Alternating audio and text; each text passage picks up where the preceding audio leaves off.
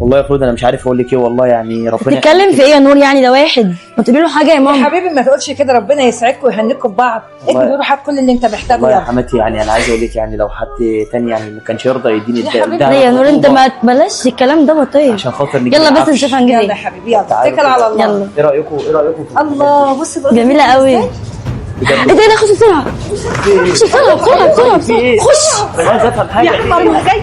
ايه ده خلود، ازيك يا خلود؟ بابا حبيبي. يا حبيبي. هي شفيقة كويس. غريبة يعني. أول مرة تزورين في المعرض، هو في حاجة ولا إيه؟ كنا على العموم هي خطوة عزيزة. كنا أجيب لكم معديين كنت بتفرج. يا ست، تيجوا في أي وقت يعجبكم. أجيب شاي ولا قهوة؟ يا أمين تاخدي شاي ولا قهوة؟ طب هاتوا روح هاتوا مني. يا أمين، اتنين شاي يا أمين. مش هيعرف يجيبه. لا أنا تحت أمرك، دي خطوة عزيزة أوي. يا حبيبي روح انت وتعالى. الله، ايه حاجة غريبة. أمال فين الدهب بتاعك يا خلود؟ في البيت. بيوجع لي ايديا، قلت البس دول بس كده خش. شالته فوق يا اخويا. يوجعلك إيدك؟ على العموم يا خلود انا مربيكي على الصراحه، واضح قوي في عينيكي انك مخبيه حاجه، وطبعا هتقوليها لي. قولي الدهب فين لو سمحتي. بصراحه انت عايز الصراحه طبعا. وانا ما بخبيش عليك. الدهب ضاع. حتى انت يا شفيقه يا شفيقه انت ما بتعرفيش تكدبي يا شفيقه.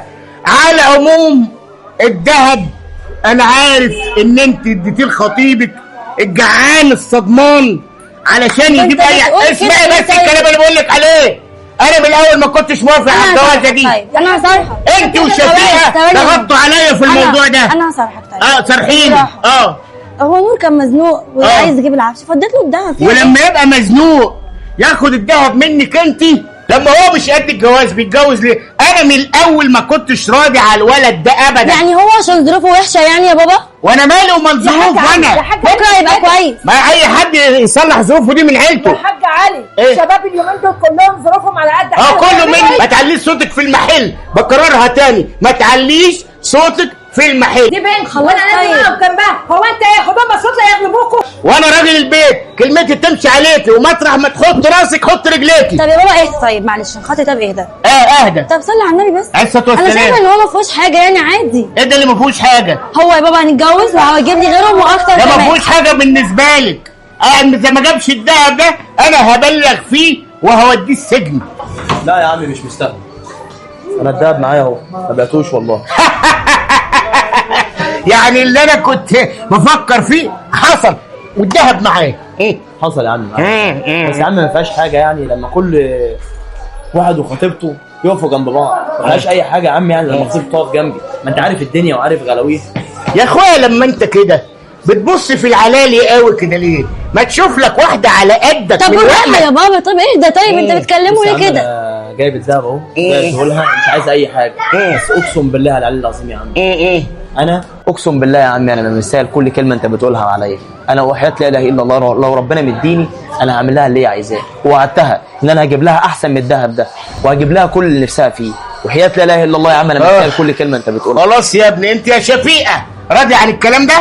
يا حاج ده بيحبها وشاريها ومش هتلاقي حد زي النهارده. شباب اليومين دول انت عارف بيعملوا ايه. ماشي. وانت يا خلود عايزاه؟ زي على العموم يا ابني انا ضميري صحي دلوقتي اهو في اللحظه اللي احنا فيها، وفعلا يا ابني انت اديتني درس مهم جدا. الاب يهمه دايما ان بنته تعيش سعيده. الفلوس بتروح وتيجي وما فيهاش حاجه ابدا لما الزوجه تتعاون مع جوزها، والمهم يكون فيه الحب والسعاده والوئام. وده درس لكم كلكم جميعا، والسلام عليكم ورحمه الله. الرساله بتاعتي ان اي اتنين مخطوبين لازم يقفوا جنب بعض ويشجعوا بعض. الحياه تعاون. ولو وافقت على الموضوع ده